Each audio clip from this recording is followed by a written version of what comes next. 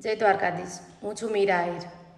આજનો એક અનુભવ તમને જણાવવો છે, તેમજ આ વસ્તુનો જવાબ પણ જોઈએ છે, કારણ કે આ જવાબ છે ને એ સામાન્ય માણસ સાથે જોડાયેલો છે।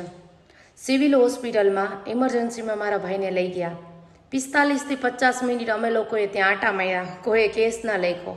પછી એના પછી એટલો મિનિટ આંટા માર્યા પછી માણસ એમ કહી દે કે અમે અમારો ટાઈમ થઈ ગયો જમવાનો, 2 વાગી ગયા છે, હવે અમે આમને ન લઈ જઈએ, અમારો બ્રેક છે, આવો જવાબ મળે અમને।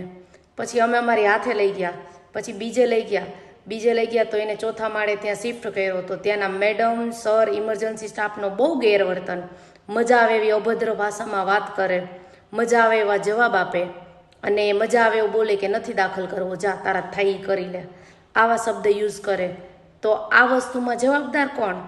રાજકોટ સિવિલ હોસ્પિટલ જે છે એનું આ જ કામ છે? આવા સ્ટાફ સામાન્ય માણસ સાથે આવું વર્તન કરે તો શું આ ક્યાં સુધી વ્યાજબી છે? નોર્મલ પબ્લિક માટે ક્યાં સુધી આ બધું થશે? આજે અમારા ઉપર છે, કાલ તમારા ઉપર આવશે, બધાય ઉપર આવશે, ત્યારે કોણ જવાબ દેશે? અભદ્ર ભાષામાં વાત કરવી, મજા આવે એવું બોલવું, નિરાતે કામ કરવું, તો તમે પબ્લિકની સેવા માટે છો કે શેના માટે છો? કોઈ જવાબ આપશે મને આનો?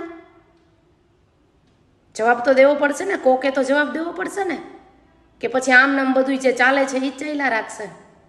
ક્યાં સુધી ચાલશે આ બધું? માણસના જીવથી વધારે કાંઈ છે ખરું દુનિયામાં? કોઈ કહેશે મને? આ વસ્તુનો મને જવાબ જોઈ છે। રાજકોટ સિવિલ હોસ્પિટલ આ વસ્તુનો જવાબ જોઈ છે મને, જે તમારા સ્ટાફની બહુ એટલે બહુ ગેરવર્તન કરે છે અને મજા આવે એવા જવાબ આપે છે ને એનો।